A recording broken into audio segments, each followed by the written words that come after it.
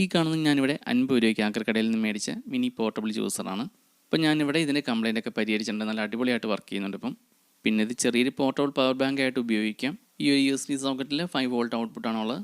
അപ്പോൾ ഇതിലുള്ള ചെറിയ ഉപകരണങ്ങൾ കണക്ട് ചെയ്ത് ചാർജ് ചെയ്യാൻ പറ്റും. പിന്നെ അത്യാവശ്യ ഘട്ടങ്ങളിൽ മൊബൈലൊക്കെ നമുക്ക് കണക്ട് ചെയ്ത് ഉപയോഗിക്കാം. അപ്പോൾ നമ്മുടെ ഇന്നത്തെ വീഡിയോ ഈ ഒരു മിനി പോർട്ടബിൾ ജ്യൂസർ ഇതിൻ്റെ റീസ്റ്റോറേഷൻ വീഡിയോ ആണ്. അപ്പോൾ ഇതുപോലെ ജ്യൂസർ നിങ്ങളുടെയൊക്കെ വീടുകളിൽ മേടിച്ച് വെക്കുകയാണെങ്കിലും ഉപകാരപ്പെടും. നമുക്ക് അറിയില്ല സമയത്ത് തേങ്ങയൊക്കെ അരയ്ക്കാനൊക്കെ ആണെങ്കിലും പറ്റും. ഈ കാണുന്നത് എനിക്ക് 50 രൂപയ്ക്ക് ആക്രിക്കടയിൽ നിന്നും കിട്ടിയ മിനി പോർട്ടബിൾ ജ്യൂസറാണ്. നിലവിൽ ഇതിൻ്റെ അവസ്ഥ ഇത് ഓണാവില്ല, ചാർജ് കുത്തിയാലും പ്രത്യേകിച്ച് യാതൊരു അനക്കവുമില്ല. പിന്നെ ഇതിൻ്റെ ഉള്ളിൽ ഈ കാണുന്ന രീതിയിൽ പൊടിയും കാര്യങ്ങളൊക്കെയാണ്. പിന്നെ ഇതിൻ്റെ മോൾ ഭാഗത്തായിട്ട് ചെറിയ അടപ്പ് വലിയ സാധനം കൂടി ഉണ്ടായിരുന്നു. അത് ആക്രിക്കടയിൽ നോക്കിയിട്ട് കിട്ടിയില്ല. അപ്പോൾ ഇതെനിക്ക് 50 രൂപയ്ക്ക് കിട്ടിയത് ഇടവെട്ടിയിലുള്ള ആക്രിക്കടയിൽ നിന്നാണ്. അപ്പോൾ ഈ ഒരു ജ്യൂസറിൻ്റെ കൂടെ നമുക്ക് ഈ ഒരു ക്യാമറ കൂടി ഈ ഒരു ആക്രിക്കടയിൽ നിന്ന് കിട്ടിയിരുന്നു. അപ്പോൾ ഇതിൻ്റെ റീസ്റ്റോറേഷൻ വീഡിയോ നമ്മൾ കുറച്ച് ദിവസം മുമ്പ് ചെയ്തിട്ടുണ്ടായിരുന്നു. അപ്പോൾ നമ്മുടെ ഈ ഒരു ജ്യൂസറിൽ ചാർജർ കണക്ട് ചെയ്താലും പ്രത്യേകിച്ച് യാതൊരു ഇൻഡിക്കേഷനോ കാര്യങ്ങളൊന്നുമില്ല. പിന്നെ നമുക്കിത് അഴിച്ച് നോക്കാം, ഇതിൻ്റെ കംപ്ലയിൻറ്റ് എന്താണെന്നും ഇത് നന്നാക്കി എടുക്കാൻ പറ്റുന്നതാണെന്നൊക്കെ. അത് വെച്ചിനി എനിക്കിത് റെഡിയാക്കി എടുക്കാൻ പറ്റിയില്ലെങ്കിൽ ഇതിനെ ഞാൻ ചെറിയൊരു എമർജൻസി ലൈറ്റായിട്ട് മാറ്റാനാണ് പ്ലാന്. അതുപോലെ ഇങ്ങനെയൊരു സാധനം നമ്മുടെ റീസ്റ്റോറേഷൻ വീഡിയോസിൽ ആദ്യമാണ് കിട്ടുന്നത്. അതുപോലെ ഇപ്പോഴും ഇതിൻ്റെ ഉള്ളിൽ ജീവനോടെയുള്ള എട്ടുകാലിയൊക്കെ ഇപ്പോഴും ഉണ്ട്. അതുപോലെ ഇങ്ങനെയുള്ള പുതിയ ജ്യൂസർ ഏകദേശം 400 മുതലൊക്കെ ഉള്ളത് ഓൺലൈനായിട്ട് മേടിക്കാൻ കിട്ടും. ജ്യൂസർ മാത്രമായിട്ടല്ല, നമുക്ക് അത്യാവശ്യം തേങ്ങയൊക്കെ ഒതുക്കിയെടുക്കാനും ഈ സാധനം പറ്റും. പിന്നെ ഈ ഒരു ജ്യൂസറിൻ്റെ ബോർഡ് കംപ്ലൈൻ്റ് ആണെങ്കിലും ഇതിൻ്റെ മോട്ടറിലേക്ക് നമുക്ക് നേരിട്ട് സപ്ലൈ കൊടുത്ത് അങ്ങനെയും വർക്ക് ചെയ്യാൻ പറ്റും. അപ്പോൾ ഇനി നമുക്കിത് അഴിച്ച് ഇതിൻ്റെ ഉള്ളിലെ അവസ്ഥ എന്താണെന്ന് നോക്കാം. അങ്ങനെ ഞാൻ ഇതിൻ്റെ സ്ക്രൂ എല്ലാം അഴിച്ച് ഇതിൻ്റെ ബാക്കിലെ കവർ ഓപ്പൺ ആക്കി എടുത്തിട്ടുണ്ട്. അപ്പോൾ ഇതിൻ്റെ ഉള്ളിൽ അങ്ങനെ അധികം സാധനങ്ങളൊന്നുമില്ല. 3.7 വോൾട്ടിൻ്റെ ലിഥിയം ബാറ്ററി, പിന്നെ ഒരു DC മോട്ടർ, പിന്നെ ഒരു ബോർഡ്. ബാറ്ററി എന്തായാലും കംപ്ലൈൻ്റ് ആയതെന്ന് ഉറപ്പാണ്. നമ്മൾ ചാർജ് ചെയ്തിട്ടും പ്രത്യേകിച്ച് അനക്കമൊന്നുമില്ല. ചിലപ്പം ബോർഡ് കംപ്ലൈൻറ്റിൻ്റെ ആവാം. അതുപോലെ ഇതിൻ്റെ ഉള്ളിലുണ്ടായിരുന്ന ഈ ഒരു ബാറ്ററി ഇത് ഇതിൻ്റെ ആണെന്ന് തോന്നുന്നില്ല. അത് വേറെ എന്തോ സാധനത്തിൽ നിന്ന് കട്ട് ചെയ്തെടുത്ത് വെച്ചാൽ ബാറ്ററിയാണ്. മിക്കവാറും ബ്ലൂടൂത്ത് സ്പീക്കറിൻ്റെയൊക്കെ ബാറ്ററി അങ്ങനെ എന്തോ ആണെന്ന് തോന്നുന്നു കണ്ടിട്ട്. ഇതിൻ്റെ ഒറിജിനൽ ബാറ്ററി കംപ്ലൈൻ്റ് ആയപ്പം വേറെ ബാറ്ററി എല്ലാം റീപ്ലേസ് ചെയ്തായിരിക്കണം ഇത്. ഈ കാണുന്നതാണ് ഈ ഒരു ജ്യൂസറിൻ്റെ ബോർഡ്. ഈ ഒരു ബോർഡിൽ ഒന്നും തന്നെ കത്തിയതായിട്ടൊന്നും കാണുന്നില്ല. ഇതിൽ നമ്മൾ ആദ്യമേ ചാർജർ കണക്ട് ചെയ്യുമ്പോൾ ഇൻഡിക്കേഷനോ കാര്യങ്ങളൊന്നും ഇല്ലായിരുന്നു. ഇതിലുണ്ടായിരുന്ന ബാറ്ററിയുടെ വോൾട്ട് ചെക്ക് ചെയ്ത സമയത്ത് 1.46 വോൾട്ടാണുള്ളത്. ഇപ്പോൾ ബാറ്ററിക്ക് തീരെ ചാർജില്ല. ചാർജ് കുത്തിയിട്ടും ഇതിനകത്ത് ഇൻഡിക്കേഷനോ കാര്യങ്ങളൊന്നും കാണിക്കുന്നില്ല. പിന്നെ നമുക്ക് ഈ പഴയ ബാറ്ററി മാറ്റിയിട്ട് വേറൊരു ബാറ്ററി കണക്ട് ചെയ്യാം. അപ്പോൾ ഈ ബാറ്ററിയിൽ കണക്ട് ചെയ്ത വയർ ഡിസ്കണക്ട് ചെയ്ത സമയത്ത് ഈ ഒരു ബോർഡിൽ ഇൻഡിക്കേഷൻ ലൈറ്റ് തെളിയുന്നുണ്ട്. ഈ രീതിയിലാണ് നിലവിലെ അവസ്ഥ. ബാറ്ററിയിൽ കണക്ട് ചെയ്യുമ്പോൾ ഇൻഡിക്കേറ്റർ ഓഫായി പോകുന്നുണ്ട്. ഇപ്പോൾ ഈ ഒരു ബാറ്ററി കംപ്ലൈൻ്റ് ആവുന്നതാണ് ഇങ്ങനെ ഒരു പ്രശ്നം വരാൻ കാരണം. അപ്പോൾ നമുക്ക് ഈ ഒരു ബാറ്ററി മാറിയിട്ട് വേറെ ബാറ്ററി വെക്കാം.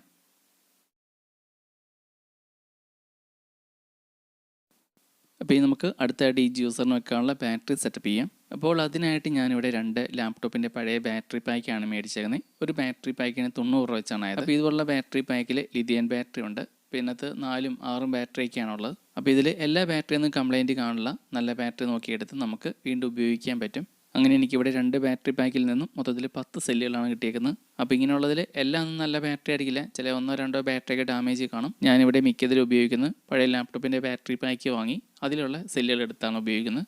അപ്പോൾ ഇങ്ങനെയുള്ള സെല്ലുകൾ ഉപയോഗിച്ച് നമുക്ക് പവർ ബാങ്ക് ഉണ്ടാക്കാനും അതുപോലെ റീചാർജ് ചെയ്ത് ഉപയോഗിക്കുന്ന ലൈറ്റുകൾ, അതുപോലെ 12 വോൾട്ടിൻ്റെയും അതുപോലെ പല ബാറ്ററി പാക്കുകൾ ഉണ്ടാക്കാനൊക്കെ ഉപയോഗിക്കാൻ പറ്റും.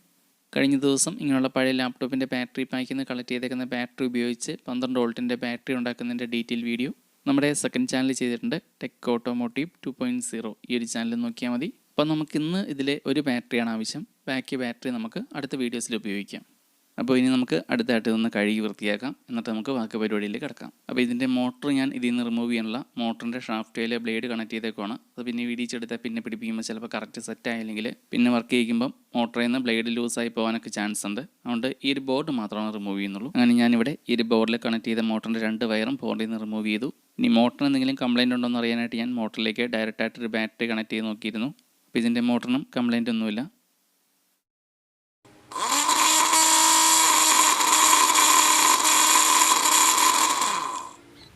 അപ്പോൾ ഇനി നമുക്ക് അടുത്തായിട്ട് ഇതൊന്നെല്ലാം ഒന്ന് കഴുകി വൃത്തിയാക്കാം.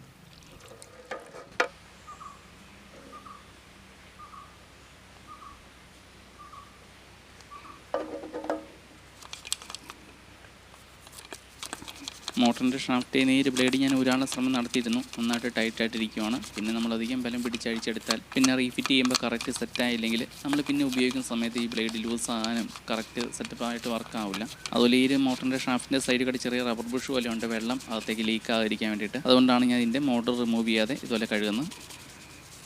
അങ്ങനെ ഇത് നമ്മൾ നല്ലപോലെ കഴുകി സെറ്റപ്പാക്കി എടുത്തിട്ടുണ്ട്. ഇനി ബാക്കിയുള്ളതും കൂടെ ക്ലീൻ ആക്കി എടുത്തിട്ട് കാണിക്കാം. അങ്ങനെ നമ്മളിതെല്ലാം കഴുകി വൃത്തിയാക്കി ഡ്രൈ ആക്കി എടുത്തിട്ടുണ്ട്. ഇനി ഇതിലേക്ക് നമുക്ക് ബോർഡും ബാറ്ററിയെല്ലാം ഫിറ്റ് ചെയ്ത് നോക്കാം. ഈ ഒരു ബോർഡിൽ 4 വയറാണ് കണക്ട് ചെയ്യാനുള്ളത്. B+, B-, ഇതിലേക്ക് ബാറ്ററിയും M+, M-, ഇതിലേക്ക് മോട്ടറും. അപ്പോൾ ഞാൻ നേരത്തെ ഈ ഒരു മോട്ടറിൻ്റെ 2 വയർ ബോർഡിൽ നിന്ന് പിടിച്ചിരുന്നു. അത് രണ്ടും പഴയതുപോലെ തന്നെ പിടിപ്പിച്ചിട്ടുണ്ട്. ഇനി അടുത്തായിട്ട് നമുക്ക് ഇതിലേക്ക് ബാറ്ററി കണക്ട് ചെയ്യാം. അപ്പോൾ ഇതിന് ഞാൻ ഉപയോഗിക്കുന്നത് കുറച്ച് നമ്മളെടുത്ത ബാറ്ററി പാക്കിൽ നിന്ന് എടുത്ത ഒരു ബാറ്ററിയാണ്. ബോർഡിൽ നിന്നുള്ള ബ്ലാക്ക് വയർ ബാറ്ററിയുടെ നെഗറ്റീവിലേക്കും ബോർഡിൽ B+ എന്ന് എഴുതിയേക്കുന്ന പോയിന്റിൽ കണക്ട് ചെയ്തേക്കുന്ന ഈ ഒരു വയർ നമ്മൾ ബാറ്ററി പോസിറ്റീവിലും കണക്ട് ചെയ്തിട്ടുണ്ട്. ഇപ്പോൾ ഈ ഒരു ബാറ്ററി കണക്ട് ചെയ്തിട്ട് ഓൺ ചെയ്ത് നോക്കുമ്പോൾ വർക്ക് ആവുന്നുണ്ട്.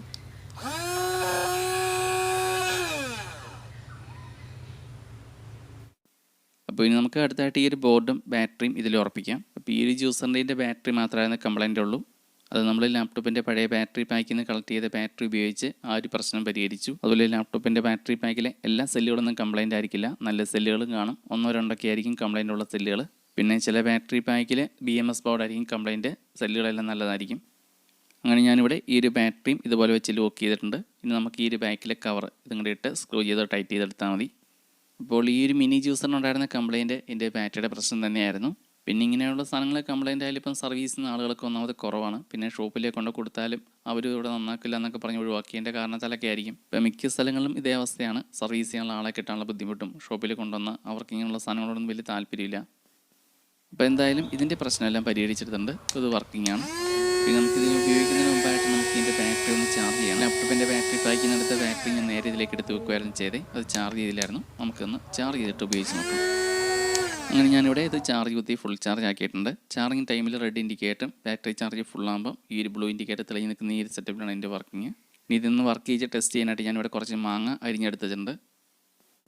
അങ്ങനെ ഞാൻ ഇതിൻ്റെ ജാറിലായിട്ട് സെറ്റ് ചെയ്തിട്ടുണ്ട്. അതുപോലെ ഇതിനകത്ത് ലോഡൊന്നും ഇടാതെ വർക്ക് ചെയ്തിട്ടുണ്ടെങ്കിൽ ഒരു 5 സെക്കൻഡ് കഴിയുമ്പോൾ തന്നെ ഈ ഒരു മോട്ടർ ഓഫായി പോകും.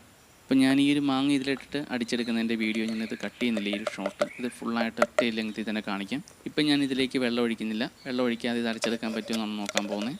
അപ്പോൾ ഇതിൻ്റെ മുകളിലുള്ള ഈ ഒരു അടപ്പും കൂടെ നമുക്ക് അടച്ചു കൊടുക്കാം. അപ്പോൾ ഇനി ഓൺ ചെയ്ത് നോക്കാം.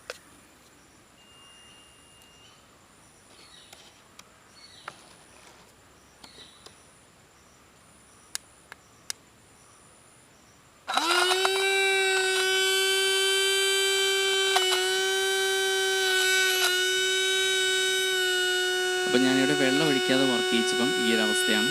അരയുന്നൊന്നുമില്ല. അപ്പോൾ ഇനി നമുക്ക് കുറച്ച് വെള്ളം കൂടെ ഒഴിച്ചിട്ടൊന്ന് ഉണക്കി നോക്കാം.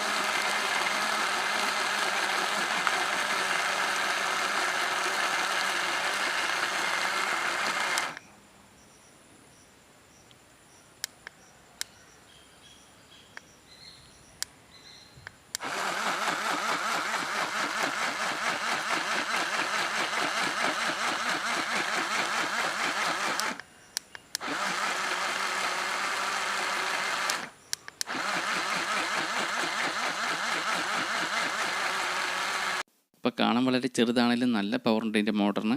ഒരു 30 സെക്കൻഡ് പോലും എടുത്തില്ല. ഇതുപോലെ നന്നായിട്ട് അരിഞ്ഞ് കിട്ടിയിട്ടുണ്ട് മാങ്ങ. അതുപോലെ ഇതിന് സ്പീഡ് കൂട്ടാനോ കുറയ്ക്കാനോ അങ്ങനെയുള്ള സെറ്റപ്പ് ഒന്നുമില്ല. 2 മോഡുണ്ട്. ഒന്ന് സാധാരണ ഒരു റൊട്ടേറ്റിങ്ങും പിന്നെ ഒന്ന് ഇങ്ങനെ കുത്തിപ്പൊങ്ങുന്ന രീതിയിൽ.